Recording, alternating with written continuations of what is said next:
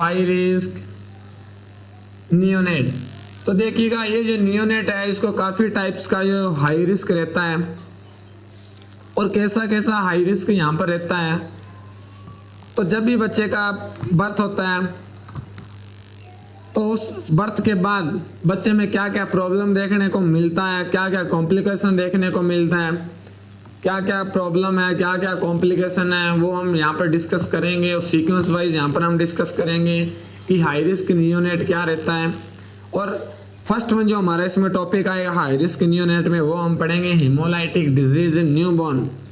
तो next one जो first one topic हमारा आएगा वो आएगा हिमोलाइटिक डिजीज इन न्यूबॉर्न, कि ये जो बच्चा है इस बच्चे में हिमोलाइटिक डिजीज क्या क्या देखने को मिलता है। हिमोलाइटिक का मतलब रहता है ब्लड से रिलेटेड, कि ब्लड से रिलेटेड क्या क्या ये जो प्रॉब्लम है ये यहाँ पर देखने को मिलता है, उसको हम क्या बोलते हैं, हिमोलाइटिक डिजीज ऑफ न्यूबॉर्न। अरे आई बात समझ में, यस और नो। अब देखिएगा इसके अंदर जो हमारा फर्स्ट वन जो टॉपिक आएगा वो हम डिस्कस करेंगे, और वो जो फर्स्ट टॉपिक आएगा वो हमारा इम्पोर्टेंट टॉपिक है, और उस इम्पोर्टेंट टॉपिक को हम क्या बोलते हैं, उस इम्पोर्टेंट टॉपिक हम बोलते हैं जॉन्डिस। क्या बोलते हैं, जॉन्डिस। ये देखिएगा जॉन्डिस, इसी जॉन्डिस को हम एक और नाम से जाना जाता है, वो बोलते हैं हम इक्ट्रस नियोनेट्रम। क्या बोलते हैं, इक्ट्रस नियोनेट्रम। क्या बोलते हैं, इक्टस नियोनेट्रम बोलते हैं।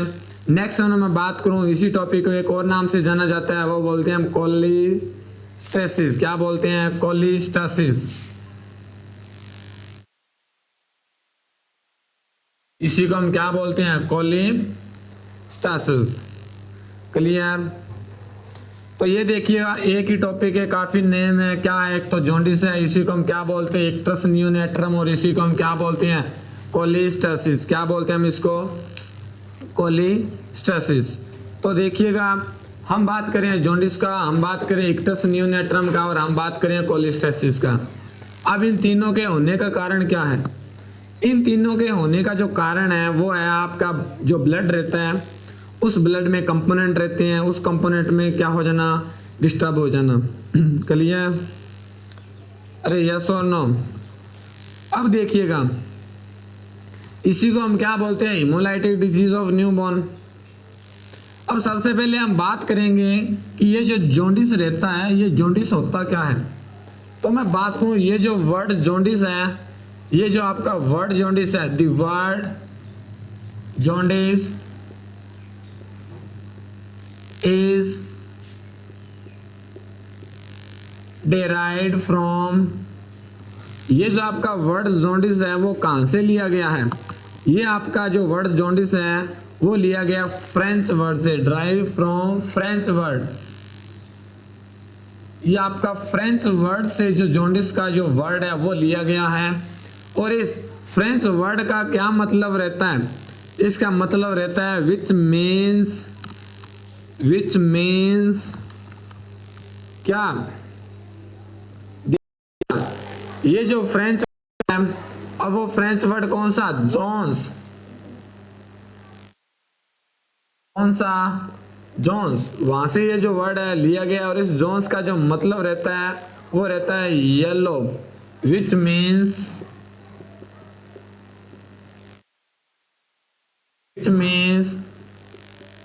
येलो। अब इस जोन्स का मतलब क्या रहता है, येलो। अब क्या हो जाना, येलो हो जाना, और येलो को हम क्या बोलते हैं, जॉन्डिस बोलते हैं। तो ये तो था इसका इंट्रोडक्शन, ये क्या था इसका इंट्रोडक्शन। अब इसी की जॉन्डिस की हम बात करेंगे कि ये जो जॉन्डिस है, तो ये जो जॉन्डिस रहता है इस जॉन्डिस का डेफिनेशन क्या होगा, यस और नो। अब मैं बात करूं ये जो जॉन्डिस रहता है, इस जॉन्डिस का अगर मैं बात करूं डेफिनेशन यहां पर क्या रहने वाला है, तो इस जॉन्डिस का जो डेफिनेशन रहता है तो लिखो, jaundice is defined as yellowish discolouration of skin. Jaundice is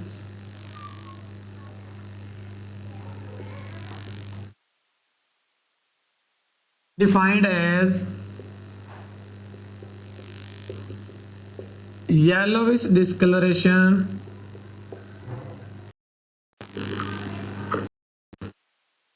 of skin, yellowish discoloration of skin। कि ये जो जॉन्डिस है, इस जॉन्डिस का जो मतलब रहता है कि jaundice is defined as discolouration of skin. क्या मतलब है डिस्कलरेशन ऑफ स्किन? कि ये जो स्किन है इसका क्या हो जाना, डिस्कलरेशन हो जाना। और किसका, म्यूकस मेम्ब्रेन, म्यूकस मेम्ब्रेन। ये जितनी भी हमारी बॉडी के अंदर क्या रहती है, म्यूकस मेम्ब्रेन रहती है, comma sclera, comma nail beds, इन सभी का क्या हो जाना, डिस्कलरेशन हो जाना। और क्यों होना, ड्यू टू abnormal increase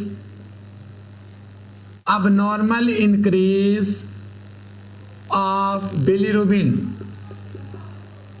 और किसका इंक्रीज होना, बिलीरुबिन का इंक्रीज होना। ये पॉइंट आपको पता होना चाहिए कि ये जो बॉडी के अंदर स्किन में येलो आता है, और वो येलो क्यों आता है, वो आता है बिलीरुबिन।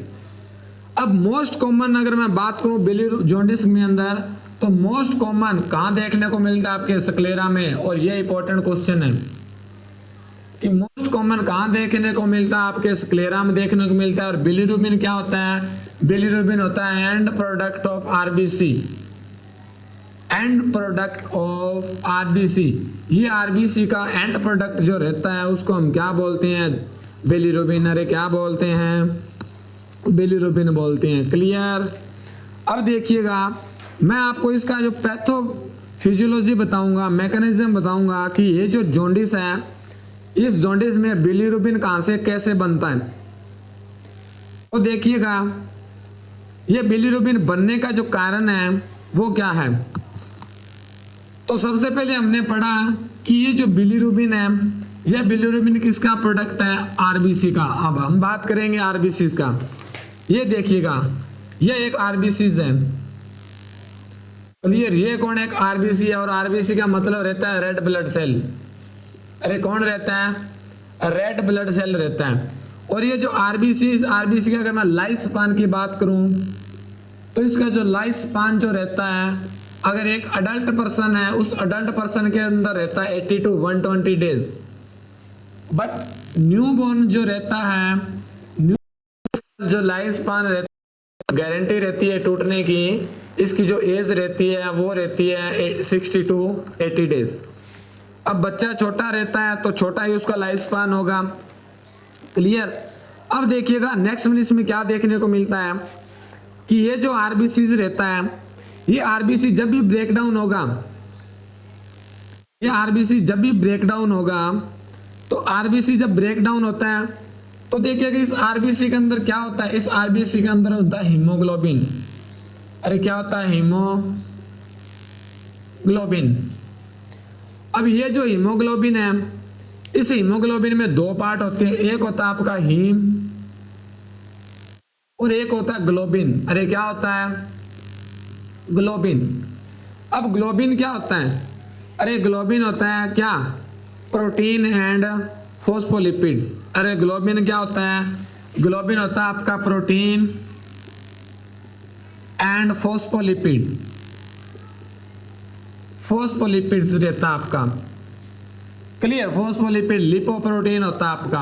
अब ये जो प्रोटीन है, अब ये प्रोटीन कहाँ जाएगा, अब ये जो लीवर है और उसके बाद कहाँ जाएगा, आपका स्टोर हो जाएगा बॉडी के अंदर। अरे क्या हो जाएगा, बॉडी के अंदर स्टोर हो जाएगा। अरे आई बात समझ में। चलिएगा ये तो बॉडी में स्टोर हो गया। अब नेक्स्ट तरफ आइएगा, नेक्स्ट कौन बचा, आपका हीम बच गया। अरे कौन बचा, हीम बचा। अब ये हीम का क्या माजरा है, ये जो हीम है ये टिकने वाला नहीं है, ये हीम है फिर आगे जाके दो में टूटेगा। अरे किस में टूटेगा, दो में टूटेगा। और दो में कैसे टूटेगा, एक बन जाएगा आपका, अरे किस में बन जाएगा, एक बन जाएगा आपका फीरस। अरे किस में बन जाएगा, फीरस फॉर्म में। और दूसरा बन जाएगा आपका पोरफायरिन। अरे क्या बन जाएगा? पोरफायरिन, आपका पोरफायरिन। अब ये देखिएगा जो फिरस फॉर्म रहता है आपका, अरे हीम जो टूटा आपका, ये जो फिरस फॉर्म है ये एक आयरन की फॉर्म है। अरे किसकी है? आयरन की है। ये जो फिरस फॉर्म है ये किसकी फॉर्म है? और ये एग्जाम में आ सकता है आपको क्वेश्चन। तो ये किसका है? एक आयरन का फॉर्म है। अब आयरन, इसके साथ क्या आएगा? आपका ब्लड है। ये ब्लड एक फंक्शन करता है ट्रांसपोर्टेशन का, और इसके साथ क्या आएगा? ट्रांसफेरेटिन। अरे क्या आएगा? ट्रांसफेरेटिन आएगा। और ये जो ट्रांसफेरेटिन ये क्या करेगा? इस फिरस फॉर्म को, अरे ये किसको साथ ले गया? आयरन को ले गया। और आयरन को कहाँ लेके जाएगा? अरे आयरन, ये जो फिरस फॉर्म रहता है, अरे ये जो फिरस फॉर्म रहता है ये रहता है Fe+3 की फॉर्म में। अरे किसके फॉर्म में रहता है? Fe+3 की फॉर्म में। अब ये जो आयरन है ये आयरन बॉडी में जाएगा, और बॉडी में ये जो ट्रांसफेरेटिन है ये ट्रांसफेरेंट जाके किस में कन्वर्ट हो जाता है? ये फेरेटिन में। अरे किस में? फेरेटिन में। और ये जो फेरेटिन है ये बॉडी में क्या हो जाता है? फिरस फॉर्म में ऑब्जर्व हो जाता है। अरे किस में? फेरेटिन में। उसको बोलते हैं हम Fe2+। अरे किस में? फेरेटिन। किसकी फॉर्म में? फेरेटिन। और ये बॉडी में क्या हो जाएगा? अरे क्या हो जाएगा? स्टोर हो जाएगा, बॉडी में रीअब्जॉर्ब हो जाएगा। अरे बॉडी में क्या हो जाएगा? रीअब्जॉर्ब हो जाएगा। ये देखिएगा ये एक लंबी चौड़ी कहानी है।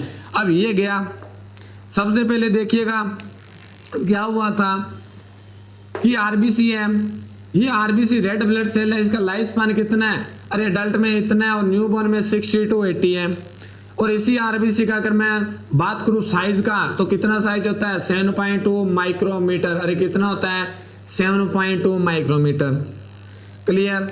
ये जो आरबीसीज है, ये आरबीसीज बनते कहां पर है? तो ये जो आरबीसीज बनते हैं, इस आरबीसी का फॉर्मेशन कहाँ होता है? तो इस आरबीसी का जो फॉर्मेशन आपकी होता है वो होता है रेड बोन मेरो। अरे कहाँ होता है? Red bone marrow. और कौन कराता है? एक हार्मोन हो रहा है एरिथ्रोपोइटिन। कौन कराता है? आपके यहाँ एरिथ्रोपोइटिन हार्मोन करवाता है। आई बात समझ में? अब देखिएगा ये जो आरबीसी है ये ब्रेक डाउन हुआ, और आरबीसी ब्रेक डाउन हुआ तो क्या है? हीमोग्लोबिन और हीम दो पार्ट में कन्वर्ट हुआ, एक हीम और एक ग्लोबुलिन। ग्लोबिन क्या प्रोटीन है, बॉडी में रीअब्जॉर्ब हो जाएगा। हीम फिर इसकी फॉर्म में ट्रांसफेरेटिन आएगा, और फेरेटिन की फॉर्म में क्या हो जाएगा? ऑब्जर्व हो जाएगा। नेक्स्ट वन क्या है आपका? कौन बचा? पोरफायरिन। अरे कौन बचा? पोरफायरिन। और ये जो पोरफायरिन है ये पोरफायरिन आगे जाके फिर एक ब्रेक डाउन होगा, और किसकी फॉर्म में? ये जो ब्रेक डाउन होगा पोरफायरिन वो होगा बिलीवर्डिन की फॉर्म में। अरे किसकी फॉर्म में? बिलीवर्डिन। अरे किसकी फॉर्म में? बिलीवर्डिन। ये देखिएगा ये इंपॉर्टेंट है आपका। ये कौन आया? बिलीवर्डिन आया। अरे कौन? बिलीवर्डिन। अब देखिएगा साहब ये जो बिलीवर्डिन आया, और ये जो पूरे का पूरा जो प्रोसेस चला हमारा, अरे ये जो पूरे का पूरा जो प्रोसेस हमारा चला है, अरे ये कहाँ चला है? ये जो पूरे का पूरा प्रोसेस चला है हमारा वो चला है स्प्लीन में। अरे कहाँ चला है? स्प्लीन में चला है। क्लियर? ये एक इतनी बड़ी स्प्लीन है, और ये स्प्लीन ने इसका काम किया है। ये पूरी का पूरा काम किसने किया? एक स्प्लीन ने किया। अब स्प्लीन में क्या रहता है? आपने देखा होगा स्प्लीन को आप क्या बोलते हो, स्प्लीन को आप क्या बोलते हो? तो देखिएगा ये आपका बिलीवर्डिन आया। अब ये जो बिलीवर्डिन आया, अब ये जो बिलीवर्डिन आपका बना, तो हम बात करें बिलीवर्डिन का। अरे किसकी बात कर रहे हैं? बिलीवर्डिन की बात करें। ये जो बिलीवर्डिन जो रहता है, ये जो आपका बिलीवर्डिन रहता है, अब देखिएगा हम बात करें बिलीवर्डिन का। ये आ गया आपका बिलीवर्डिन, ये आ गया आपका बिलीवर्डिन। और ये जो बिलीवर्डिन है ये सभी कहाँ?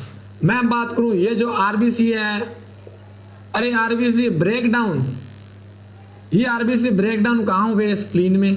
कहाँ हुए? स्प्लीन में। ठीक है। अब मैं बात करूं blood bank of body, blood bank of body तो वो भी कौन है? वो भी आपकी स्प्लीन है। मैं बात करूं blood reservoir of body, blood reservoir body वो कौन है आपका? वो भी आपका स्प्लीन है। तो ये सभी काम कौन करता है? स्प्लीन करता है। मैं बात करूं ग्रेवयार्ड,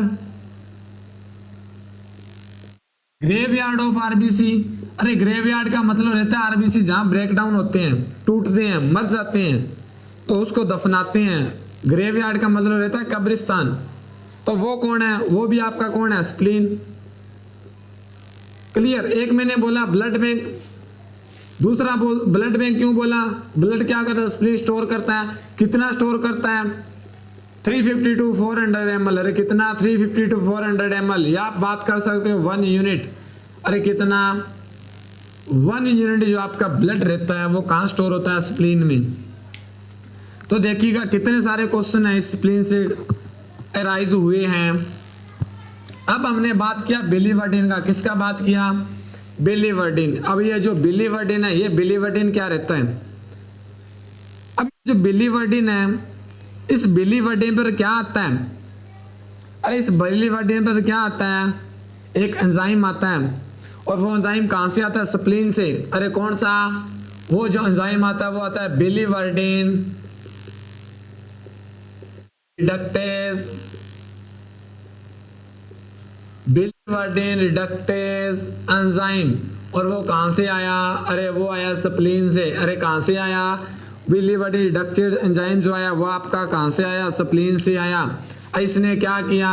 ये जो बिलीवर्डिन है, बिलीवर्डिन रिडक्टेज एंजाइम, इसने किस में कन्वर्ट कर दिया? अरे इसने कन्वर्ट कर दिया बिलीरुबिन में। अरे किस में कन्वर्ट कर दिया? बिलीरुबिन। ये देखिएगा, ये आपका बन गया बिलीरुबिन। अब ध्यान से समझते जाइएगा, ये पूरे का पूरा प्रोसेस आपका कहाँ हो रहा है? स्प्लीन में। अरे अभी ये जो पूरे का पूरा प्रोसेस है वो कहाँ हो रहा है? स्प्लीन में। अब ये जो बिलीरुबिन है, इस बिलीरुबिन को कहाँ आना है? इस बिलीरुबिन को आना है बाहर। और बाहर का रास्ता कौन दिखाएगा? तो ये जो बाहर का रास्ता दिखाने में, अरे कौन बाहर लेके आएगा? अब ये देखिएगा, अब हम इस बिलीरुबिन को बाहर निकालेंगे। अरे निकाल दें या नहीं? बिल्कुल निकालना पड़ेगा। अब देखिएगा हम इसको बाहर निकाल रहे हैं, बट एक चीज का ध्यान रखना, ये जो बिलीरुबिन आपका बाहर आ रहा है ये खतरनाक बिलीरुबिन है। और कौन सा बिलीरुबिन है? इसको हम बोलते हैं अनकंजुगेट बिलीरुबिन। अरे कौन सा बोलते हैं? अनकंजुगेट। ये अनकंजुगेट बिलीरुबिन है, अनकंजुगेट बिलीरुबिन। ये जो आपका अनकंजुगेट बिलीरुबिन जो रहता है, ये जो अनकंजुगेट बिलीरुबिन है, ये अनकंजुगेट बिलीरुबिन को आप क्या बोलते हो? इस अनकंजुगेट बिलीरुबिन को आप बोलते हो वाटर इनसोल्यूबल। अरे क्या बोलते हो? Water insoluble. अब देखिएगा, ये जो आपका अनकंजुगेट बिलीरुबिन है, इसको हम क्या बोलते हैं? इसको हम बोलते हैं वाटर इनसोल्यूबल। अरे क्या? Water insoluble. बट ये कौन सा है? फैट सोल्यूबल है। ये कौन सा है? Fat soluble. अब देखिएगा ये वाटर में घुलता नहीं है, फैट में घुल जाएगा। क्लियर। इसको हम क्या बोलते हैं? Water insoluble. और इसी को बोलते हैं फैट सोल्यूबल। और इसी को हम क्या बोलते हैं? Indirect bilirubin. क्या बोलते हैं? Indirect bilirubin. ये आ गया आपका इनडायरेक्ट बिलीरुबिन। अब देखिएगा, ये जो बिलीरुबिन आपका स्प्लीन से बाहर निकला, ये कौन सा? अनकंजुगेट बिलीरुबिन। और ये अनकंजुगेट बिलीरुबिन है, इसको हमने क्या बोला? Indirect bilirubin. अरे कौन सा बोला? Indirect bilirubin. अब देखिएगा, ये जो इनडायरेक्ट बिलीरुबिन रहता है, ये जो इनडायरेक्ट बिलीरुबिन जो रहता है आपका, कहां से आया? स्प्लीन से बाहर निकला। अब देखिएगा, ये जो स्प्लीन से तो बाहर निकल गया, अब इसको कहां लेके जाना है? अरे इसको हमने लेके जाना लीवर के पास। ये देखिएगा, ये इतना बड़ा लीवर है, ये हम इस अनकंजुगेट बिलीरुबिन को उठाकर कहां लेके जा रहे हैं? लीवर के पास। बट कौन लेके जाएगा? तो ये लीवर के पास लेके जाएगा इस बिलीरुबिन को, वो लेके जाएगा आपका एल्ब्यूमिन। अरे कौन लेके जाएगा? एल्ब्यूमिन लेके जाएगा। ये एल्ब्यूमिन क्या करता है? इसको अपने साथ बाइंड कर लेता है। और बाइंड करके ये धीरे धीरे, ये देखिएगा, ये देखिएगा, ये धीरे धीरे आगे बढ़ रहा है। आगे बढ़ गया। अब आगे बढ़ के कहाँ चला गया? लीवर के पास चला गया। और लीवर के पास क्या लगा? एक गेटमैन लगा, एक चौकीदार खड़ा है। अब वो चौकीदार क्या करेगा? इस बंदे को पहचानेगा और गेट खोलेगा और गेट के अंदर क्या देगा? एंट्री देगा। अब वो चौकीदार एंट्री कब देगा? जब उसको पता चला जाए, वो एक आइडेंटिटी चेक करेगा। और आइडेंटिटी अगर ठीक हुआ तो उसने क्या करना है, गेट खोलकर इस बिलीरुबिन को क्या करना है, आजा भी अंदर आजा, ऐसा ही करेगा। अब देखिएगा अगर उसने अंदर लिया गेट खोल के, वो लीवर के अंदर चला गया तो वेल एंड गुड। अगर उसने गेट नहीं खोला तो ये ब्लड में पड़ा रहेगा और ब्लड में इसका लेवल बढ़ता जाएगा, इतना लेवल बढ़ जाएगा कि वो ब्लड वेसल से बाहर आकर स्किन में चला जाएगा और इसी को तो हम क्या बोलते हैं, जॉन्डिस बोलते हैं। अरे इसी को हम क्या बोलते हैं, जॉन्डिस बोलते हैं। अरे आई बात समझ में। अब देखिएगा ये गया, ये कहाँ गया, ये लीवर के पास गया। जब लीवर के पास जाएगा तो ये एल्ब्यूमिन ने क्या किया, इसको बाइंड कर लिया। एल्ब्यूमिन ने क्या कर लिया, इसको बाइंड कर लिया। ये एल्ब्यूमिन ने इसने क्या किया, बाइंड कर लिया। और बाइंड करने के बाद क्या हुआ, जब बाइंड करके ये लीवर के पास जाएगा तो लीवर में क्या रहता है, ये अनकंजुगेट बिलीरुबिन है। तो अनकंजुगेट बिलीरुबिन अब गया आपके लीवर में, ये आपका लीवर में आ गया अनकंजुगेट बिलीरुबिन, ये आ गया अनकंजुगेट बिलीरुबिन। अब इस अनकंजुगेट बिलीरुबिन को कंजुगेट बिलीरुबिन में क्या होना है, कन्वर्ट होना है। आई बात समझ में। अनकंजुगेट का मतलब है ये वाटर में मिक्स नहीं होता। अब कंजुगेट का मतलब है वाटर में मिक्स हो गया। जब वाटर में मिक्स हो गया क्या, यूरिन के थ्रू बाहर निकल जाएगा। क्लियर, यही तो प्रोसेस रहता है। अब क्या हुआ, ये अनकंजुगेट बिलीरुबिन है, ये वाटर में क्या नहीं हुआ, मिक्स नहीं हुआ, तो ब्लड में घूम रहा है। अब क्या होगा, अब ये वाटर में मिक्स हो जाएगा, ये अनकंजुगेट किस में कन्वर्ट हो जाएगा, कंजुगेट में। बट कंजुगेट में कन्वर्ट होने के लिए आपका कौन हेल्प करेगा, एक एंजाइम रहता है, कौन सा, जीटी। अरे कौन सा एंजाइम रहता है, जीटी। अब दूसरी बात, ये जो बिलीरुबिन आपका लीवर है, इस लीवर में क्या होते हैं, सेल होते हैं। अरे क्या होते हैं, लीवर सेल होते हैं। और वो लीवर सेल कौन सा, हिपेटोसाइट। अरे कौन सा, हिपेटोसाइट। ये जो हिपेटोसाइट रहता है ये लीवर का क्या होता है, ये हिपेटोसाइट लीवर का फंक्शनल एंड स्ट्रक्चरल यूनिट होती है। अरे लीवर, ये हिपेटोसाइट क्या होता है, functional unit of liver, functional and structural unit of liver कौन है, हिपेटोसाइट है। कौन है, हिपेटोसाइट है। यस और नो। अरे आई बात समझ में। चले देखिएगा क्या क्या यहाँ पर कमेंट आ रहे हैं। सर फिटस फॉर्म वाला प्रोसेस समझ, फिरस फॉर्म कुछ नहीं होता। फिरस फॉर्म क्या रहता है, आयरन होता है। ये जो हीम टूटता है तो हीम टूटने के बाद क्या होता है, हीम टूटने के बाद ये जो आयरन रहता है ये फिरस फॉर्म में कन्वर्ट होता है। अब इस फिरस फॉर्म को कौन लेके जाता है, यहाँ से एक बस आती है और वो बस कौन है, ट्रांसफेरेटिन है। ये ट्रांसफेरेटिन उसको अपने साथ उठा के ले जाएगी और कहाँ लेके जाएगी, बॉडी में ले जाएगी। और बॉडी में कहाँ लेके जाएगी, लीवर के पास। और वहां पर क्या कर देगी, ट्रांसफेरेटिन फॉर्म में क्या कर देगी, अब्सॉर्ब कर देगी। बस सिंपल सा फंडा है। क्लियर। अब देखिएगा ये जो लीवर सेल है, लीवर सेल इसको क्या बोलते हैं, हिपेटोसाइट। ये फंक्शनल एंड स्ट्रक्चरल यूनिट है लीवर की। अब इस लीवर सेल के अंदर क्या होता है, एक एंजाइम होता है, कौन सा, जीटी। अरे कौन सा एंजाइम, जीटी। ये देखिएगा आपका, अरे कौन सा एंजाइम, जीटी। जीटी को क्या बोलते हैं, ग्लूकोर्नियल। जीटी को क्या बोलते हैं, ग्लूकोर्नियल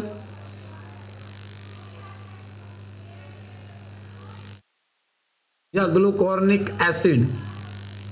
अरे क्या बोलते हैं, ग्लूकोर्निक एसिड, या इसको हम बोलते हैं ग्लूकोर्नियल ट्रांसफरेज।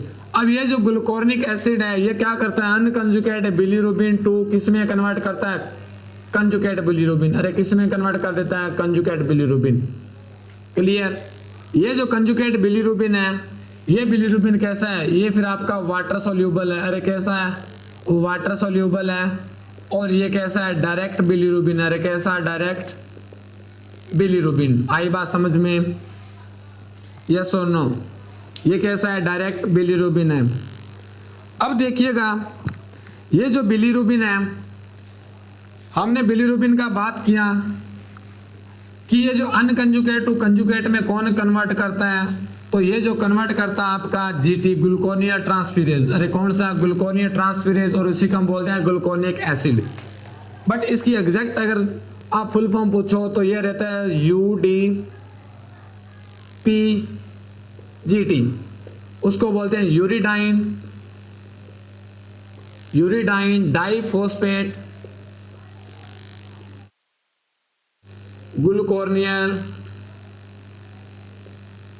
ग्लूकोर्नियल ट्रांसमिनेज,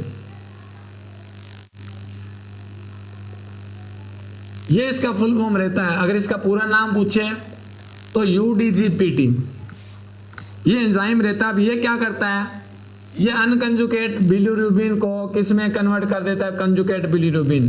अब ये जो कंजुकेट बिलीरुबिन है ये कहाँ हुआ, ये कंजुकेट बिलीरुबिन कहाँ हुआ, लीवर में। अरे कहाँ हुआ, लीवर में। अब लीवर से क्या होगा, अरे लीवर से आपने देखा होगा लीवर का एक छोटा भाई होता है, और वो छोटा भाई कौन है, गोल ब्लेडर। ये देखिएगा ये आ गया गोल ब्लेडर। अब ये क्या करेगा, इस लीवर से आपकी क्या निकलती है, ये आपका लीवर है, इस लीवर से दो डक्ट निकलती है, एक होती है राइट हेपेटिक डक्ट और एक होती है लेफ्ट हेपेटिक डक्ट। कौन सी, right and left hepatic duct. यह आ गया right and left hepatic duct. इस right and left hepatic duct जहां जाके एक कॉमन बन जाती है उसको हम क्या बोलते हैं, ये देखिएगा ये राइट और लेफ्ट हेपेटिक डक्ट आगे जाके क्या बन जाती है, आगे जाके कॉमन बन जाती है। क्लियर। फिर उसको हमने क्या बोल दिया, हेपेटिक डक्ट। क्या बोल दिया, हेपेटिक डक्ट। ये आ गया आपका हेपेटिक डक्ट। इस हेपेटिक डक्ट ये नीचे की तरफ जा रही है। ये जो हेपेटिक डक्ट आपके कहां चली गई, लीवर के पास चली गई। यहाँ आपका एक वाल्व रहता है, यहाँ पर आप छोटा सा वाल्व रहता है। अब देखिएगा ये जो गोल ब्लैडर की तरफ जाती है इसको हम बोलते हैं सिस्टिक डक्ट। अरे ये क्या होती है आपकी सिस्टिक डक्ट। अब जहाँ पे आपके सिस्टिक डक्ट और गोल ब्लैडर की जो डक्ट आ रही है और प्लस लीवर की डक्ट आ रही है उसको हम क्या बोलते हैं, कॉमन बाइल डक्ट। अरे क्या बोलते हैं, ये आ गया आपका कॉमन बाइल डक्ट। अब ये जो आपका बिलीरुबिन है, ये बिलीरुबिन देखिएगा, ये बिलीरुबिन आपका लीवर में कंजुगेट हुआ, कंजुगेट होने के बाद कहाँ गया, आपका गोल ब्लैडर में गया, और गोल ब्लैडर में क्या हो जाएगा, इस बिलीरुबिन ये किस में मिक्स हो जाएगा, मिक्स विद बाइल। अरे किस में मिक्स हो जाएगा, बाइल में मिक्स हो जाएगा, और मिक्स होकर कहाँ चला जाएगा आपका, ये देखिएगा यहाँ क्या आ रहा है आपका बिलीरुबिन आ रहा है। अब देखिएगा ये जो आपका बिलीरुबिन आ रहा है, यह बिलीरुबिन जो आ रहा है आपका, ये बिलीरुबिन कहाँ जाएगा, आपका इंटेस्टाइन में जाएगा। ये देखिएगा ये आपका ड्यूडेनम का पार्ट है, और ड्यूडेनम का जो पार्ट रहता है, ड्यूडेनम के 4 पार्ट रहते हैं। ये आपका ड्यूडेनम का सेकंड वाला पार्ट है। कौन सा, ड्यूडेनम का सेकंड वाला पार्ट। और इस ड्यूडेनम के सेकंड वाले पार्ट में क्या रहता है, स्पिंटर ऑफ ओडाई। यहाँ आपका कौन होता है, sphincter of Oddi, sphincter of Oddi. तो इस स्पिंटर ऑफ ओडाई में आपका क्या हो गया, बिलीरुबिन आ गया। अब बिलीरुबिन आपका कहाँ चला गया, ये देखिएगा ये स्मॉल इंटेस्टाइन में चला गया। कहाँ चला गया, आपके स्मॉल इंटेस्टाइन में, और ड्यूडेनम में गया, जुजिनम में जाएगा। क्लियर। अब क्या होगा, ये जो जुजिनम में जो बिलीरुबिन जाता है, इस जुजिनम पे आपकी क्या रहती है, आर्टरी रहती है। अरे क्या रहती है, आर्टरी। ये जो आर्टरी आ रही है आपकी, ये जो वेन आ रही है, सॉरी आर्टरी नहीं वेन आ रही है, ये वेन क्या करती है, इस बिलीरुबिन को ऑब्जॉर्व करती है, और ऑब्जॉर्व करने के बाद ये कहाँ जाता है, ये जाता है किडनी के पास। अरे कहाँ जाता है, किडनी के पास। और किडनी का काम क्या है, यूरिन को स्क्रीट करना, और किडनी क्या बनाती है, यूरिन बनाती है। अब यूरिन के अंदर आपका क्या आ रहा है, बिलीरुबिन आ रहा है। अरे यूरिन के अंदर आपका क्या आ रहा है, बिलीरुबिन आ रहा है। और जो यूरिन के अंदर बिलीरुबिन आ रहा है तो इस यूरिन का कलर कैसा होता है, येलो होता है। अरे येलो यूरिन आता है, यस और नो। अब इस येलो जो यूरिन के थ्रू बिलीरुबिन बाहर निकलता है उसको हम बोलते हैं यूरोबिलिनोजन। अरे क्या बोलते हैं, यूरोबिलिनोजन। क्या बोलते हैं हम, यूरोबिलिनोजन। ये आपका एक प्रोसेस आ गया। अरे आई इतनी बात समझ में, अरे इतनी रामलीला समझ आई या नहीं आई। अब देखिएगा नेक्स्ट वन क्या होता है, नेक्स्ट वन ये जो बिलीरुबिन हमने बात किया यूरिन के थ्रू बाहर निकल रहा है। अब कुछ बिलीरुबिन आपका ऑब्जॉर्व हुआ, कुछ नहीं हुआ, तो वो कहाँ चला गया, लार्ज इंटेस्टाइन में चला गया। अरे कहाँ चला गया, लार्ज इंटेस्टाइन में चला गया। अब देखिएगा ये जो बिलीरुबिन है कुछ कहाँ गया, लार्ज इंटेस्टाइन में गया। और जो बिलीरुबिन आपके लार्ज इंटेस्टाइन में है, लार्ज इंटेस्टाइन, ये लार्ज इंटेस्टाइन है, बिलीरुबिन किसके थ्रू बाहर निकलेगा, स्टूल के थ्रू। और स्टूल में जो कलर आएगा वो कैसा आएगा, स्टूल प्लस बिलीरुबिन। तो ये जो स्टूल है, स्टूल का कलर कैसा आएगा, येलो स्टूल आएगा। अरे कैसा आएगा, येलो स्टूल आएगा। क्लियर। और इसको हम बोलते हैं स्टर्कोबिलिनोजन, स्टर्कोबिलिनोजन, यस और नो। तो जो बिलीरुबिन यूरिन के थ्रू बाहर निकले उसको हम बोलते हैं यूरोबिलिनोजन, और जो बिलीरुबिन स्टूल के थ्रू बाहर निकले उसको हम क्या बोलते हैं, स्टार्कोबिलिनोजन। अरे आई बात समझ में, यस और नो? तो देखिएगा क्लास में रिस्पॉन्स किया करो, जब आप रिस्पॉन्स करोगे तभी पढ़ाने में मजा आता है, तो आप रिस्पॉन्स किया करो क्लास में। अब देखिएगा ये हमने बात किया बिलिनोजन का, तो ये आपका क्या बन गया, बिलीरुबिन। तो ये एक नॉर्मल प्रोसेस था। अब क्या होता है, अगर आपका लिवर फेल है तो अनकंजुगेट बिलीरुबिन का लोड बढ़ेगा, आपके किडनी फेल है कंजुगेट बिलीरुबिन का लोड बढ़ेगा, बिकॉज यूनिट के थ्रू बिलीरुबिन बाहर नहीं निकल रहा। क्लियर? तो ये एक नॉर्मल पाथवे इस बिलीरुबिन का, कि कैसे बिलीरुबिन बनता है, कैसे बिलीरुबिन बॉडी से बाहर निकलता है। तो इतनी बात समझ में आई या नहीं आई? अरे इतनी बात समझ में आई तो आगे चलें फिर।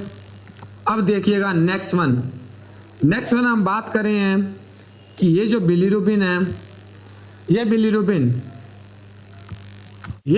किसका था, आरबीसी का एंड प्रोडक्ट था। किसका था, आरबीसी का एंड प्रोडक्ट। अब हमने बिलीरुबिन बात किया, अरे कौन सा बिलीरुबिन, एक जो बिलीरुबिन हमने बात किया इनडायरेक्ट बिलीरुबिन। अरे कौन सा, इनडायरेक्ट, ये आ गया इनडायरेक्ट। इस इनडायरेक्ट बिलीरुबिन को हमने क्या बोला, अनकंजुगेट बिलीरुबिन। अनकंजुगेट बिलीरुबिन। और ये जो अनकंजुगेट बिलीरुबिन है इसको हमने क्या बोला, इनडायरेक्ट बिलीरुबिन। और ये जो इनडायरेक्ट बिलीरुबिन का जो लेवल रहता है ये ब्लड में घूमता रहता है। ठीक है, तो मैं बात करूं इनडायरेक्ट बिलीरुबिन का, ये जो ब्लड है, ब्लड सीरम के अंदर अगर लेवल की बात करूं, ब्लड सीरम लेवल, तो इस बिलीरुबिन का कितना होता है, वो होता है 0.1 से, अरे कितना, 0.1 से 1 mg पर डेसीलीटर। ये क्या रहता है आपका, इनडायरेक्ट बिलीरुबिन का लेवल रहता है। दूसरा मैं बात करूं डायरेक्ट बिलीरुबिन, अरे किसकी बात करूं, डायरेक्ट बिलीरुबिन। और इसी को हम बोलते हैं कंजुगेट, इसी को हम बोलते हैं वाटर सोल्यूबल, इसको हम बोलते हैं वाटर इनसोल्यूबल, इसको बोलते हैं वाटर इनसोल्यूबल, ये पानी में नहीं घुलता। तो इसका जो लेवल रहता है, वो रहता है 0 से 0.3 mg पर डेसीलीटर। कितना, 0 से 0.3 mg पर डेसीलीटर। क्लियर? ये इसका लेवल रहता है। अब देखिएगा, अब इसको जोड़ दीजिएगा, अगर दोनों को जोड़ोगे तो क्या आ जाएगा आपके पास, टोटल बिलीरुबिन आ जाएगा। अरे दोनों को जोड़ोगे तो क्या आ जाएगा आपके पास, टोटल बिलीरुबिन। तो टोटल बिलीरुबिन कितना होता है, 0.1 से 1.3 mg पर डेसीलीटर। यह क्या रहता है आपका, टोटल बिलीरुबिन रहता है। क्लियर? ये क्या आ जाएगा, टोटल बिलीरुबिन आ जाएगा। यस और नो? अब मैं बात करूं, ये जो बिलीरुबिन है, ये बिलीरुबिन का लेवल हमने बात किया तो ये था अडल्ट के अंदर। अब ये जो बिलीरुबिन का लेवल हम पढ़ेंगे वो पढ़ेंगे, एक बच्चा है, उस बच्चे के अंदर कितना रहता है। तो सबसे पहले मैं बात करूं कि ये जो बिलीरुबिन है, ये बिलीरुबिन प्री टर्म, ये बच्चा कौन सा है, प्री टर्म है, और ये बच्चा कौन सा है, टर्म है।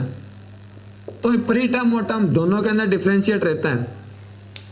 प्री टर्म की अगर बात करूं, इस बच्चे की जो एज है वो कितनी है, 24 आवर, एक दिन का बच्चा है। तो एक दिन का बच्चा है तो उसके अंदर अगर बिलीरुबिन का बात करूं तो ये होना चाहिए लेस देन 8 mg पर डेसीलीटर। कितना होना चाहिए, लेस देन 8 mg पर डेसीलीटर।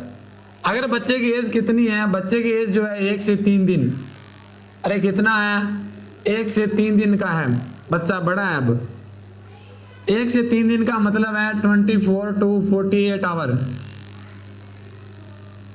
अरे कितना, 28 to 48 आवर्स का है। तो हम इसको आवर्स में पढ़ेंगे। देखिएगा, अगर बच्चे की एज कितनी है, लेस देन 24 आवर है, तो बिलीरुबिन लेस देन 8 होना चाहिए। अगर एज कितनी है बच्चे की, एज है 24 to 48 आवर्स, तो ये जो बिलीरुबिन का लेवल है ये बिलीरुबिन का जो लेवल रहता है यहाँ पर वो होना चाहिए लेस देन 12। अरे कितना होना चाहिए? लेस देन 12 mg पर डेसीलीटर। अगर ये जो बच्चा है, इस बच्चे की एज कितनी है? बच्चे की एज है 3 to 5 डेज। अरे कितनी है? 3 to 5 डेज है। तो इस बिलीरुबिन है ये होना चाहिए लेस देन 15 mg पर डेसीलीटर। ये बिलीरुबिन का लेवल होना चाहिए अगर बच्चा कौन सा है? प्री टर्म में। क्लियर? अगर इससे ऊपर आ रहा है, अगर इससे ऊपर आ रहा है तो उनको हम किस में काउंट करते हैं? हाइपर बिलीरुबिमिया। जॉन्डिस फिर भी नहीं होता। मैं बताऊंगा आपको जॉन्डिस किसको बोलते हैं, कि बिलीरुबिन का लेवल बढ़ जाना जॉन्डिस नहीं बोला जाता। क्लियर? अब देखिएगा नेक्स्ट वन, हम बच्चे की बात करें। बच्चा फुल टर्म है, बच्चा टर्म है, तो इस टर्म पर अगर बच्चे की एज लेस देन 24 आवर है तो बिलीरुबिन का जो लेवल होना चाहिए वो होना चाहिए लेस देन 6 mg पर डेसीलीटर। अगर बच्चे की एज कितनी है? 24 to 48 आवर्स है तो ये जो बिलीरुबिन का लेवल है वो होना चाहिए 10 mg पर डेसीलीटर। कितना? 10 mg पर डेसीलीटर से कम होना चाहिए। अगर 3 to 5 डेज है तो बिलीरुबिन का लेवल लेस देन 12 mg पर डेसीलीटर होना चाहिए। ये नॉर्मल बिलीरुबिन लेवल है, ये नॉर्मल बिलीरुबिन लेवल है किसके अंदर? एक सेकंड होल्ड कीजिएगा।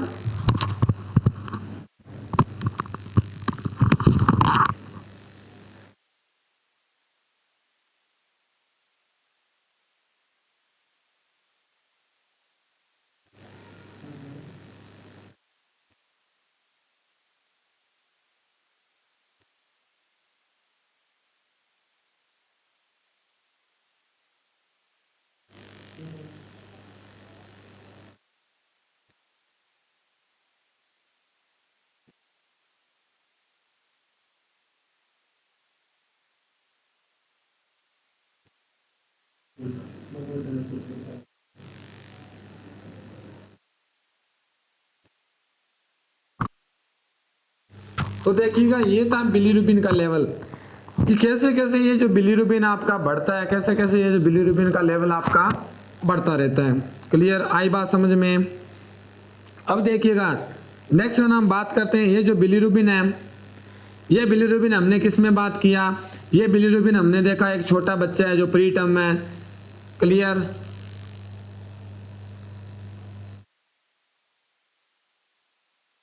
हाँ, ये जो बच्चा है इस बच्चे में ज्यादा रहता है बिलीरुबिन का लेवल। ज्यादा क्यों रहता है? बिकॉज बच्चा है, इस बच्चे में आरबीसी ज्यादा रहते हैं।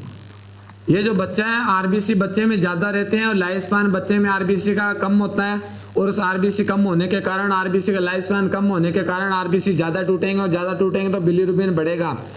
एक एक आरबीसी टूटता है तो उसमें बिलीरुबिन निकलता है। अरे एक एक आरबीसी टूटता है तो उसमें क्या निकलता है? बिलीरुबिन निकलता है। इसलिए जो बिलीरुबिन का लेवल है वो ज़्यादा रहता है। क्लियर? जैसे जैसे आरबीसी टूटेगा वैसे वैसे बच्चे के अंदर बिलीरुबिन का लेवल क्या है? बढ़ेगा। अरे क्या है? बढ़ेगा। क्लियर? तो ये था बिलीरुबिन का टाइप्स। अब नेक्स्ट वन हम बात करेंगे कि ये जो जॉन्डिस है, ये जॉन्डिस कितने टाइप का रहता है।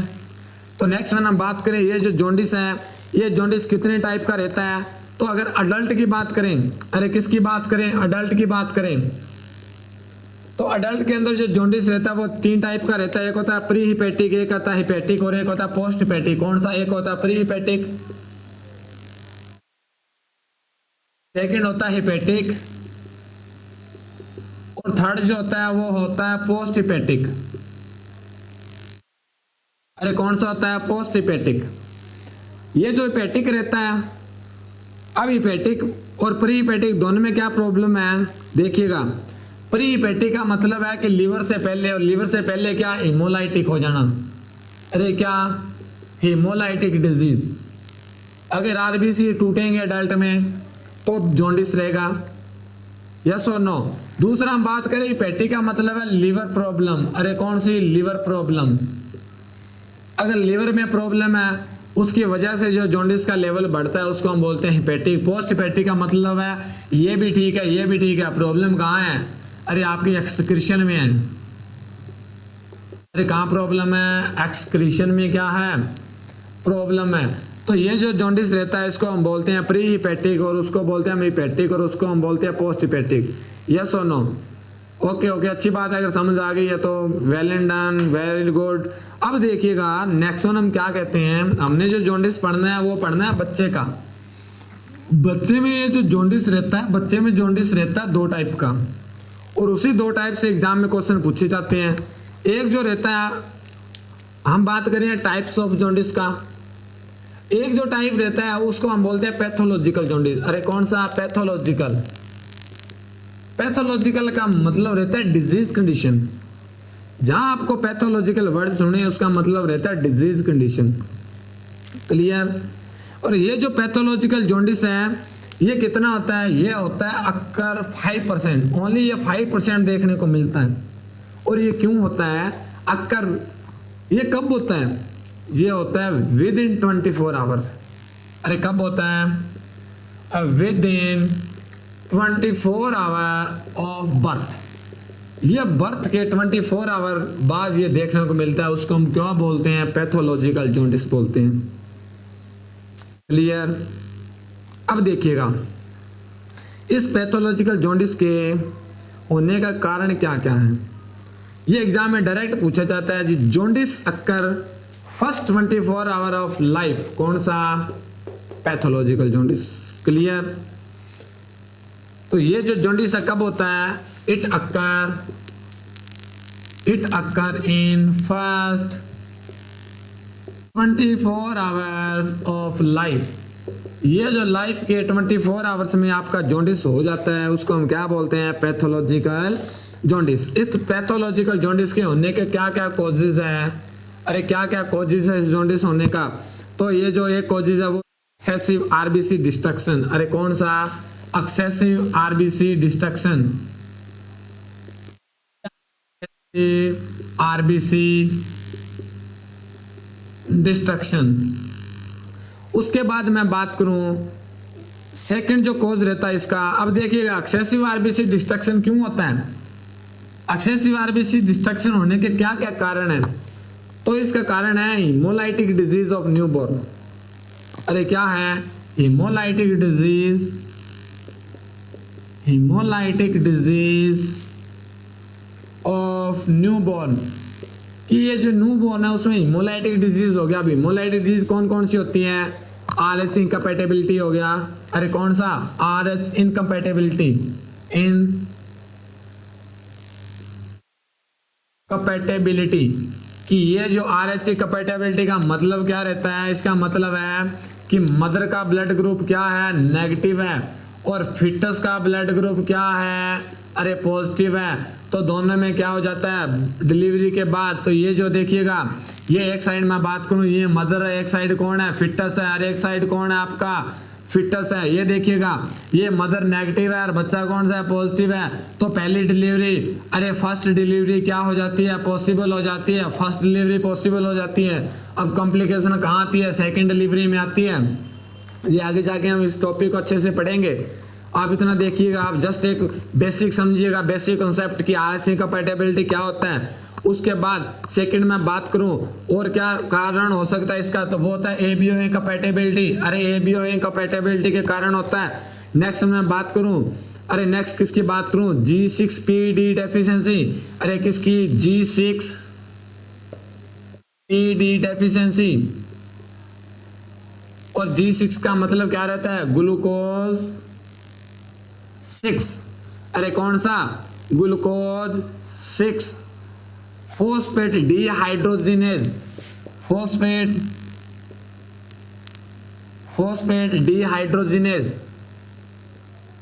डिहाइड्रोजिनेज, ये क्या करता है? अरे ये क्या करता है? ये जो आपका G6 है वो क्या करता है? ये आरबीसी को मेंटेन रखता है। अरे ये जो G6 है ये क्या करता है? ये आरबीसी को क्या रखता है? मेंटेन। अरे आरबीसी को क्या रखता है? मेंटेन रखता है। कैसे मेंटेन रखता है? अरे ये प्रोटेक्ट करता है। किससे? फ्री रेडिकल से। अरे किससे? Free radical. ये फ्री रेडिकल से क्या करता है? प्रोटेक्ट करता है। अरे आई इतनी बात समझ में? ये फ्री रेडिकल से क्या करता है? प्रोटेक्ट करता है। तो ये देखिएगा ये आपका जो पैथोलॉजिकल जॉन्डिस था, इस पैथोलॉजिकल जॉन्डिस के क्या क्या है? कॉजेज हैं। क्लियर? नेक्स्ट मैं बात करूं, ये जो पैथोलॉजिकल जॉन्डिस है इस पैथोलॉजिकल के बाद पहला जो हमने कहा कोज पढ़ा वो था haemolytic disease in newborn. Next one जो कोज आएगा failure to excrete conjugate bilirubin. अरे नेक्स्ट वन जो कोज आएगा वो आएगा failure to excrete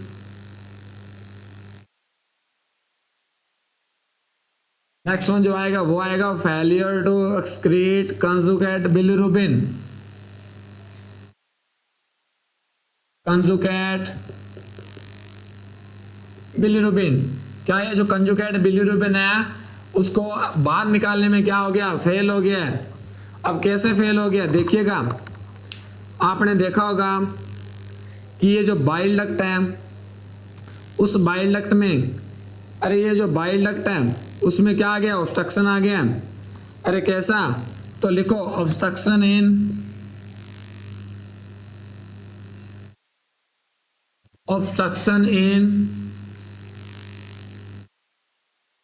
common bile duct.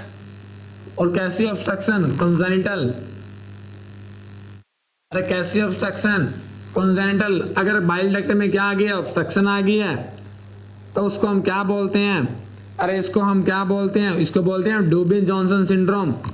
क्या बोलते हैं? डूबिन जॉनसन सिंड्रोम। देखिएगा तो इसको हम क्या बोलते हैं? डूबिन Johnson syndrome. डूबिन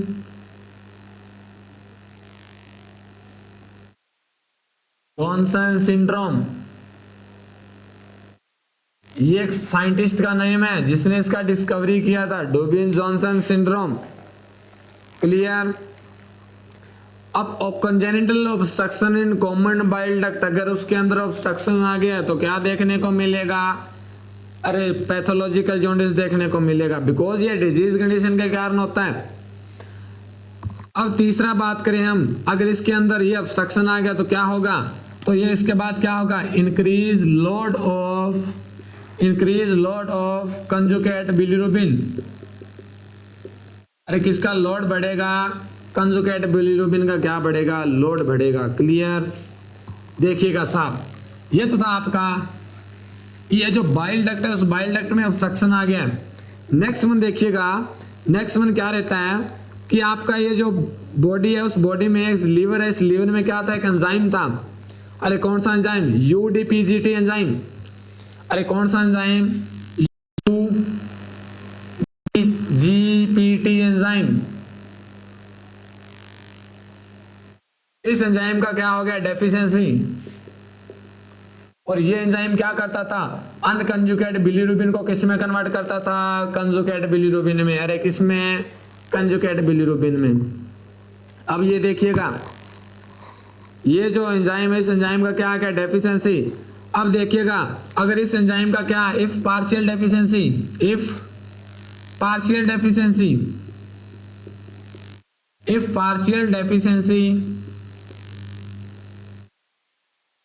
of UDGPT enzyme, तो इसको हम क्या बोलते हैं? इसको बोलते हैं गिलबर्ट सिंड्रोम। अरे क्या बोलते हैं? Gilbert syndrome. ये आ गया Gilbert syndrome.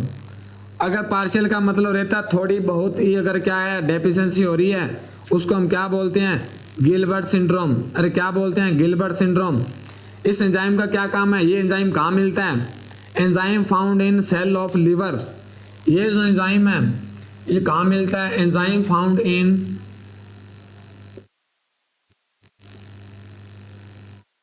Endothelial cells of liver. ये कहाँ मिलता है? Endothelial cells of liver. और ये क्या करता है?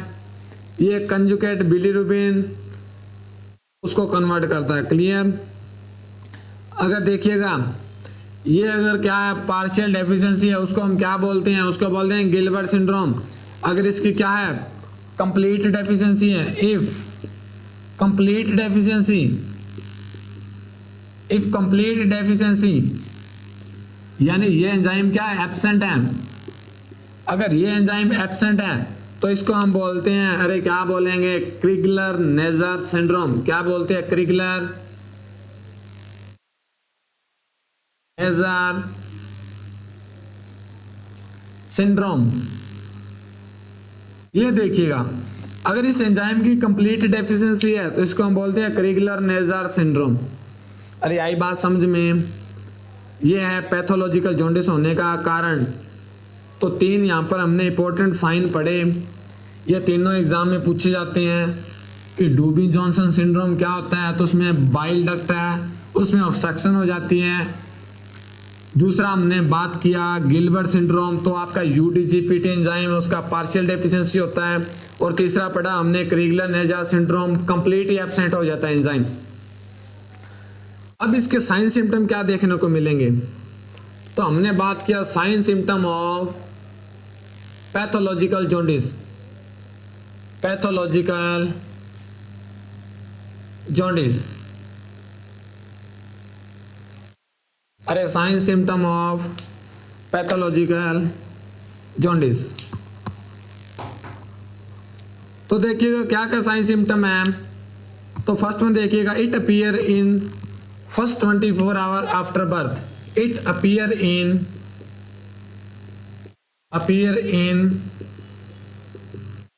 First 24 hours after birth. सबसे पहले तो आपने ये देखना है कि ये जो पैथोलॉजिकल जॉन्डिस है ये जन्म से 24 आवर तक रहता है। और क्या रहता है, total serum bilirubin level,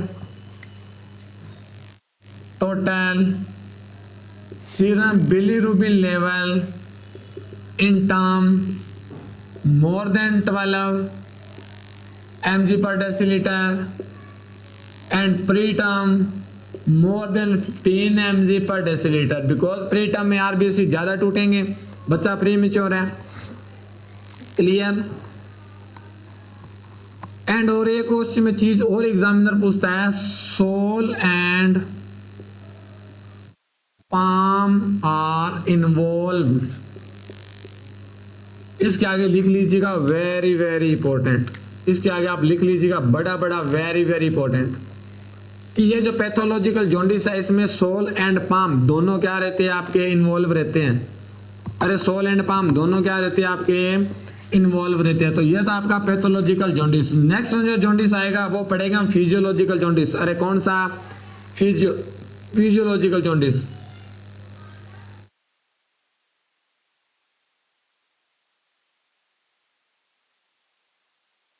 physiological jaundice, ये देखिएगा। तो ये जो फिजियोलॉजिकल जॉन्डिस है ये कितना होता है? ये होता है 95%, यानी most common type of jaundice. ये मोस्ट कॉमन टाइप देखने को मिलती है किसकी? जॉन्डिस की। कौन सा? Physiological jaundice. अब ये जो फिजियोलॉजिकल जॉन्डिस है ये कब होता है? आपने एक तो देखना है, ये आफ्टर 24 आवर आफ्टर बर्थ होता है, after 24 hours of birth. Clear? दूसरा इसमें क्या रहता है? Sole and palm are not involve. यहां पर सोल एंड पाम यहां पर क्या नहीं रहते? इन्वॉल्व नहीं रहते। क्लियर? दूसरा क्या देखने को मिलता है? दूसरा यहां देखने को मिलता है ये जो बिलीरुबिन लेवल है, ये जो बिलीरुबिन लेवल है more than 12 but less than 15 mg in preterm. Clear? Bilirubin level कितना देखने को मिलेगा? Bilirubin level more than 12 but less than 15 देखने को मिलेगा। वहां पर जो बिलीरुबिन लेवल है इन प्रीटर्म वहां पर बिलीरुबिन लेवल प्रीटर्म पर 15 से ज्यादा जा रहा था, यहां पर लेस रहता है। दूसरा मैं बात करूं, ये जो बिलीरुबिन लेवल है ये 7 to 10 डेज इन प्रीटर्म। ये जो बिलीरुबिन लेवल है अगर मैं बात करूं, इट पीक 5 to 7 डेज। इसका जो लेवल है पीक मिलेगा, बढ़ा हुआ मिलेगा कब? 5 to 7 डेज पर। बट ये क्या है? सबसाइड हो जाएगा। But subside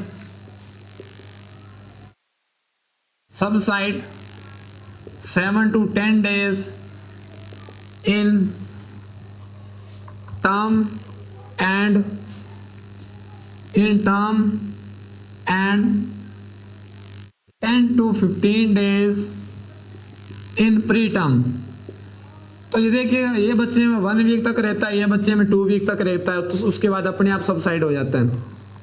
clear? ये अपने आप क्या हो जाता है? सबसाइड हो जाता है। अब मैं बात करूं इसके होने के कारण क्या है, पैथोलॉजिकल जॉन्डिस हमने पढ़ा, उसके कोज पढ़े। अब सेकंड वन हम पढ़ेंगे फिजियोलॉजिकल जॉन्डिस होने के क्या क्या कोजेज हैं। तो क्या कोजेज है?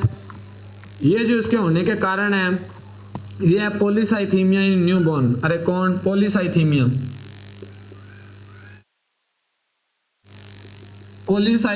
In newborn. पॉलीसाइथीमिया का मतलब रहता है excessive RBC production.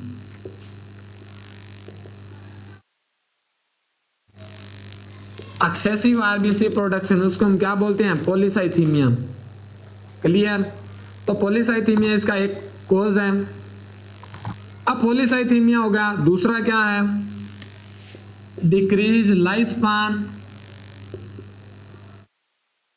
Of RBCs, और तीसरा है इमेच्योर लीवर।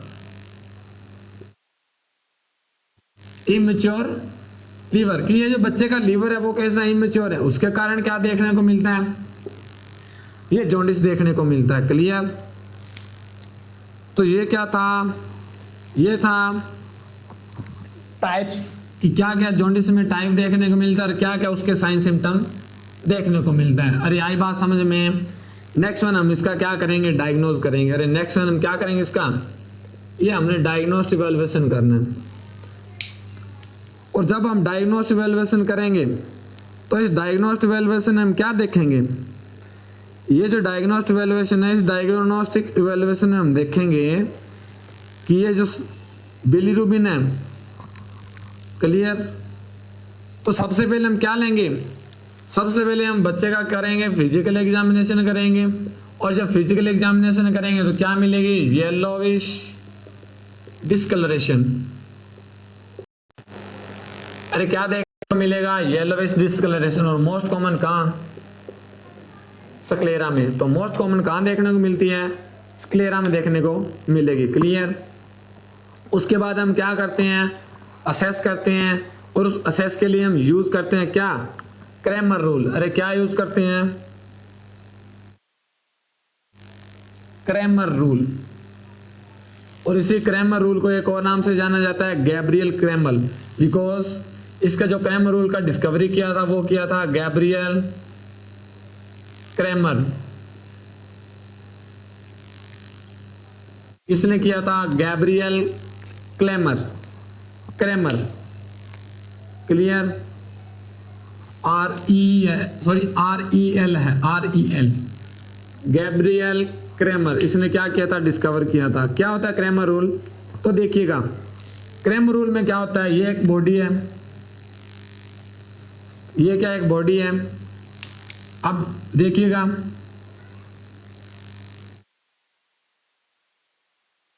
ये एक बच्चे क्या है? बॉडी है। ये देखिएगा, ये एक बच्चे क्या है? बॉडी है। यहाँ इस बच्चे क्या आ रही है? लेग्स आ रही है। ये देखिएगा, बच्चे क्या है? लेग्स हैं। ये आ गई एक बच्चे की लेग्स। इसको यहाँ कर दो, इसको यहाँ कर दो। ठीक है? यहाँ पे एक बच्चे के क्या निकाल दो? हाथ निकाल दो। ये आगे बच्चे का हाथ। अब हाथ बड़ा छोटा आप देख लेना कैसे भी बने। क्लियर? यहाँ इसके क्या बना दो? पाम बना दो। यहाँ इसके क्या बना दो? पाम बना दो। ये देखिएगा। अब आप इसमें क्या दे दो? नंबरिंग दे दो। अब कैसे नंबरिंग देना है? यहाँ आपकी क्या अम्बिलिकल कॉर्ड है। क्लियर? अब देखिए कैसे नंबरिंग देना है। ये दे दो 1 नंबर, यहाँ दे दो आप 2 नंबर, यहाँ दे दो आप 3 नंबर। और यहाँ क्या है? इसके नी है। ठीक है? यहाँ क्या इसके नी है, और यहाँ क्या इसके? ये फुट है। तो यहाँ आपने कितने नंबर देने हैं? ये अपना 3 नंबर है, यहाँ आ गया आपका 4 नंबर, ये आपका 4 नंबर। और यहाँ आपका कितना आएगा 5 नंबर, ये आपका 5 नंबर, ये आपका 5 नंबर, और यहाँ क्या आएगा 5 नंबर। ये देखिएगा, ये होता क्रैमर रूल। तो that is head. Head means to say that is 1 number. उसके बाद आपने दिया, तो उसके बाद क्या आ गया, उसके बाद आया 2 नंबर, उसके बाद आया 3 नंबर, उसके बाद 4 नंबर, उसके बाद 5 नंबर। क्लियर। तो 1 नंबर आपने किसको दिया, 1 नंबर दिया आपने हेड को, ये आ गया आपका हेड। और ये जो आपने 5 नंबर दिया, ये आपका आ गया पाम, और ये आ गया फुट का कौन सा, सोल वाला पार्ट, ये आ गया सोल वाला पार्ट। क्लियर। ये आपका कौन सा है, चेस्ट वाला पार्ट, और लोअर पार्ट जो रहता है आपका वो कौन सा है, एब्डोमेन वाला पार्ट है। अब आपने क्या क्या करना है, अब आपने इसका देखना है कि नंबरिंग, कि कैसे कैसे ये जो इसका नंबरिंग है वो आपने देना है। तो हम बात करें नंबरिंग का, तो कैसे कैसे आपने ये जो नंबरिंग है वो यहाँ पर देनी है। तो देखिएगा, ये जो नंबरिंग आप दे रहे हो वो नंबरिंग आपने कैसे कैसे देनी है। तो इस नंबरिंग की हम बात करें, क्रैमर रूल की हम बात करें, तो लिखो, एक साइड लिखो आप नंबरिंग दे दो कितनी, एक साइड आपका 1 नंबर, 2 नंबर, 3 नंबर, 4 नंबर और 5 नंबर। ये देखिएगा, अब क्या रहता है, ये जो 1 नंबर है इसमें जो बिलीरुबिन का लेवल रहता है वो रहता है आपका 4 to 6। अरे कितना रहता है, 4 to 6। आगे क्या, mg/dL, ये लगा देना आगे। 2 नंबर की बात करूं तो वो रहता है आपका 6 to 8, और 3 की बात करूं तो वो आपका रहता है 8 to 12, ये होता है आपका 12 to 15, और ये रहता है आपका मोर देन 15। अरे कितना, मोर देन 15। ये तो आपका mg/dL। कई बार एग्जामिनर पूछ लेता है माइक्रो पर लीटर। सिंपल सा फंडा है, यहां लगा दो 100, यहां लगा दो 150, यहां लगा दो 200, यहां लगा दो 250, और यहां लगा दो मोर देन 250। ये देखिएगा, ये हो गया लेवल। क्लियर। ये कौन सा हो गया, लेवल हो गया। और ये आपका क्या है, क्रैमर रूल है। अरे ये आपका क्या है, क्रैमर रूल है। क्लियर। तो आप डायग्राम देख लेना, ये थोड़ा सा डायग्राम नीचे बना है, और नीचे ये जो आपका पाम वाला पार्ट रहता है, ये जो आपका पाम वाला पार्ट रहता है, यहाँ पर क्या देखने को मिलता है, तो ये देखिएगा, ये बच्चे की हमने लेग बनाई थी, ये बच्चे की लेग है। लेग के बाद यहाँ आपका पाम था, तो इनको आपने दिया 5 नंबर, और इसको आपने देना 5 नंबर। क्लियर। ये बिलो नी, इसको देना आपने 4 नंबर। तो थोड़ा सा आप दोबारा मतलब ऊपर की तरफ बना लेना डायग्राम, ये थोड़ा सा बाय मिस्टेक नीचे बन गया था डायग्राम। तो ये था आपका क्रैमर रूल। तो ये कौन सा था, क्रैमर रूल। अरे हो जाएगा याद, यस और नो। अब क्रैमर रूल के बाद सेकंड वन जो हम डायग्नोस्टिक वैल्यूएशन करते हैं वो करते हैं ट्रांसकुटेनियस बिलीरुबिनोमीटर। अरे कौन सा, ट्रांसकुटेनियस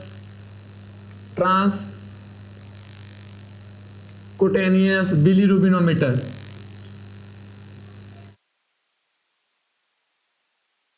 ट्रांसकुटेनियस बिलीरुबिनोमीटर, इसमें क्या यूज करते हैं हम, light emitting sensor.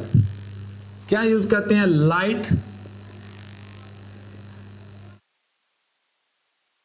Emitting sensor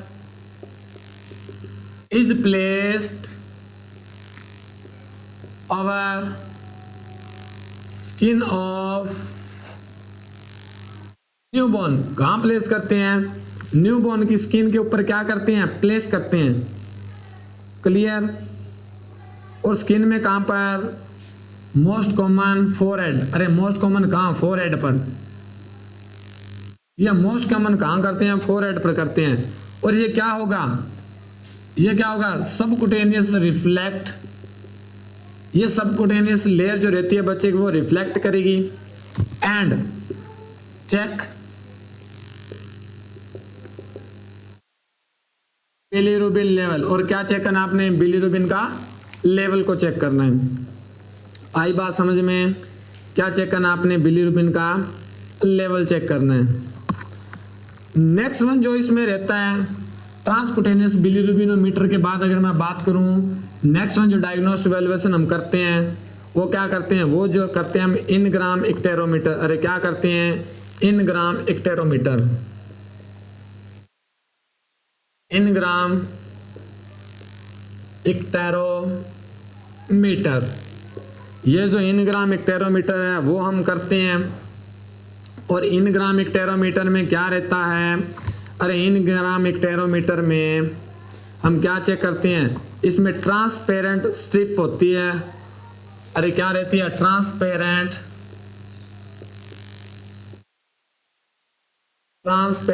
strip रहती है और वो स्ट्रिप क्या करेगी? रिफ्लेक्ट करेगी। और ये कैसी होती है? येलो कलर की। क्लियर? अगर पूरी येलो में हो रही है तो ये रिफ्लेक्ट करेगी। उसके बाद हम क्या करते हैं?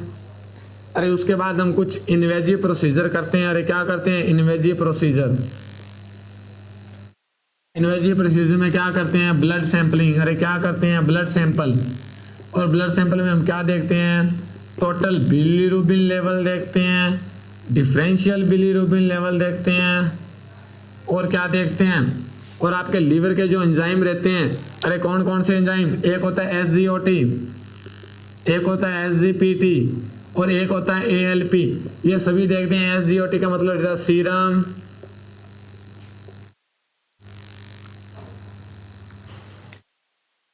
तो SGOT, SGPT और ALP ये देखते हैं।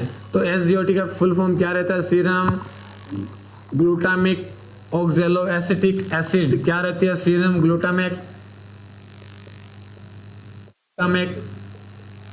ऑक्जेलो acetic acid.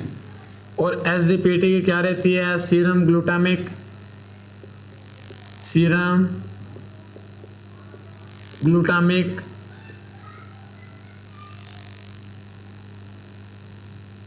पायराविक transaminase. Serum glutamic oxalo acetic transaminase. Acid नहीं है, ट्रांसमिनेज है। Transaminase serum glutamic pyruvic transaminase, ये इसका फुल फॉर्म रहता है SGOT और SGPT का।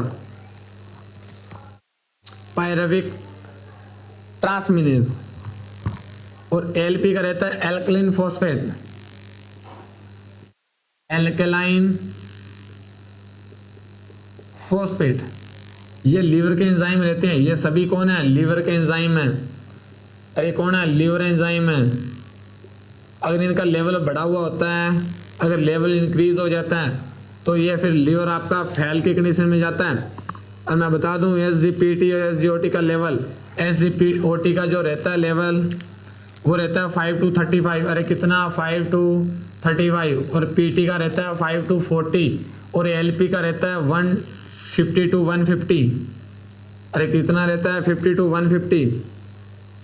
क्लियर? यहाँ लगा लो यूनिट पर लीटर। ये भी रहता है आपके यूनिट पर लीटर और ये भी आपका यूनिट पर लीटर। ये आपका क्या रहता है? इसका लेवल रहता है। अरे आई बात समझ में? यस और नो? ये देखिएगा, ये क्या रहता है आपका? इसका लेवल रहता है। तो ये जो आपका आज का जो टॉपिक था वो था जॉन्डिस।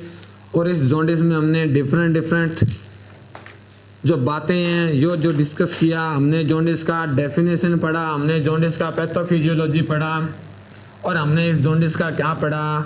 टाइप्स पढ़ा। हमने इस जॉन्डिस का कोज पढ़ा, हमने इस जॉन्डिस का साइन सिम्टम पढ़ा कि क्या क्या देखने को मिलता है।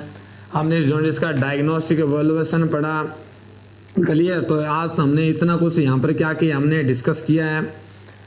अभी आपका जॉन्डिस खत्म नहीं हुआ है। ये जॉन्डिस टॉपिक आपका इतना इम्पोर्टेंट है, जितना आप उसको इम्पोर्टेंट मानो उतना ही आपके लिए कम।